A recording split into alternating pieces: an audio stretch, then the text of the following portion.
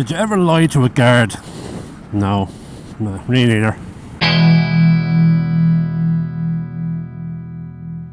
Good morning, good afternoon, good evening, and here's an actual motovlog made in the last several months. I'm taking a break from the trip videos, mainly because weekends are starting to fill up with fucking online versions of the shit I used to do at weekends in the before times.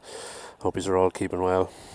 And so in this motovlog, since I have an opportunity to go out on the bike, I'm going to respond to the GorillaBikers challenge, call out, whatever it is, stupid fucking YouTube thing, just for the crack of it, just for something to talk about. So the GorillaBiker asked a number of people, what era would you like to live in? And I think this was a dual purpose question, like what era would you like to live in general, and also what era would you like to live in with a sort of a bikes what era of bikes would you like to have been coming up in? And I'm gonna maybe book the trend or not book the trend, and I had to think about this, and it is informed by my taste in bikes, as you might guess. But the era I would like to live in is right fucking now, this second.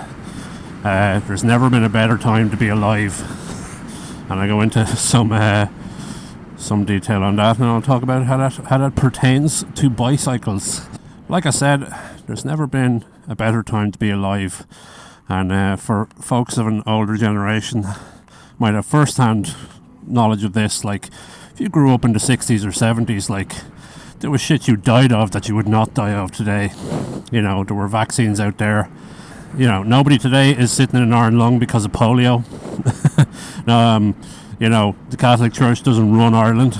Essentially, it still kind of does, but only in from the shadows. It doesn't overtly do it. And honestly, you know, I don't know what the future holds, so I'm not going to say a date in the future.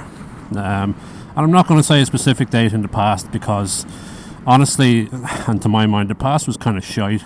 You know, it would have been nice to see some things as they happened, but honestly, we're seeing things now as they happen that people, our kids and our grandkids, would be talking about. You know, remember that time the entire fucking world shut down for a couple of months? Turns out, yeah, I do. Let me tell you about it, young'uns. And so, honestly, from the experiential point of view and from, you know, quality of life, I know Irish people love to give out about how everything is shit, but like, things have never been as good as they are now in general.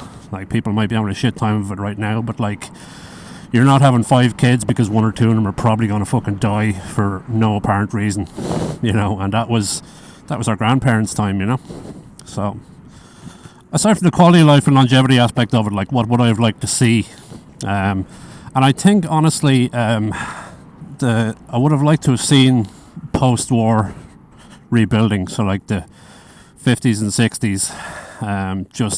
It was a time, you know, a world war is something that none of us know what it's like. I mean, somebody's great granddad might, but generally, none of us alive and in our 20s, 30s, 40s, 50s today know what that's like at all. It's completely different frame of reference. There's no way of even imagining it. And so if you can then imagine what it's like to be in a world war and then for it to end and to say, yep, that's the end.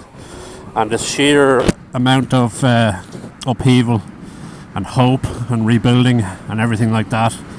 And for lots of places, for lots of places, the the post-World War II period was very much the rise of the middle class. And I know this looks like you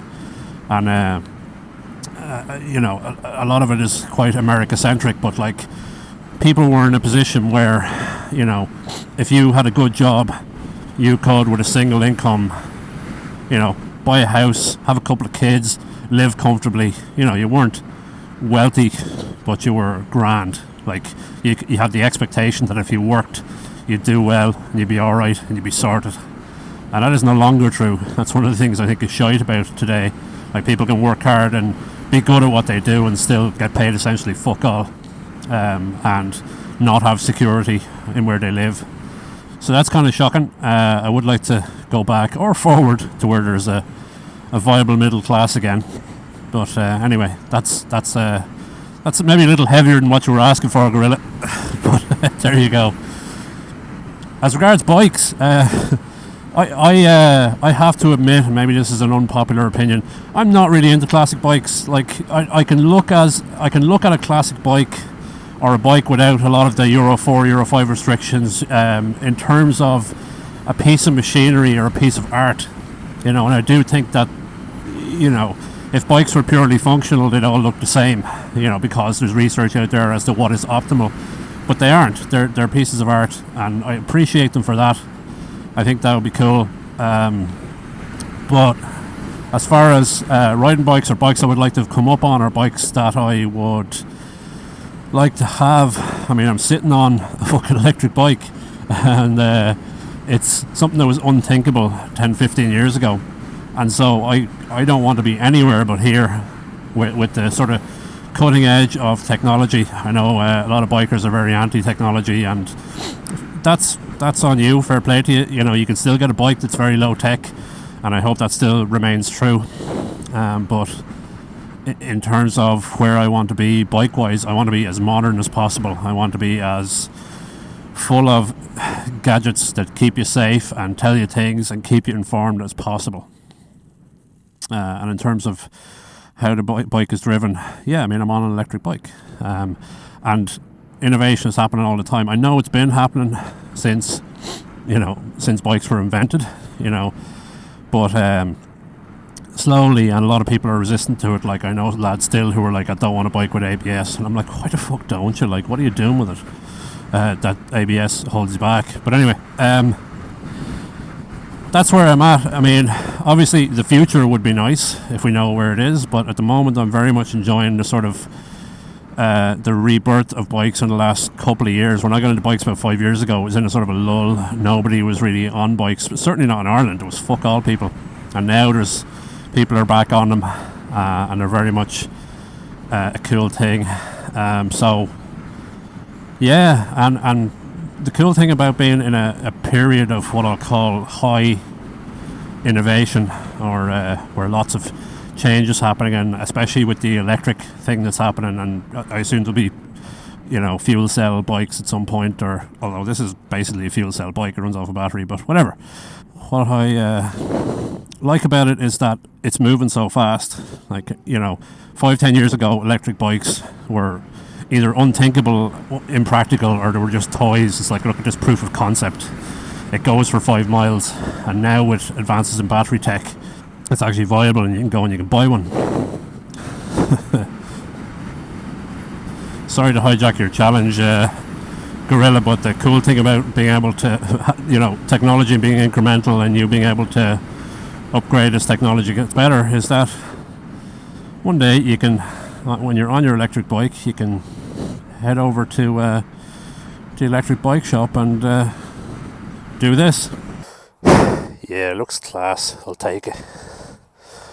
See you, bike. Anyway, now I'm going straight home, according to the advice offered to me by the government of Ireland, which is to not take unnecessary journeys. And this is probably the most necessary journey I've taken in this year, so I think I'm okay.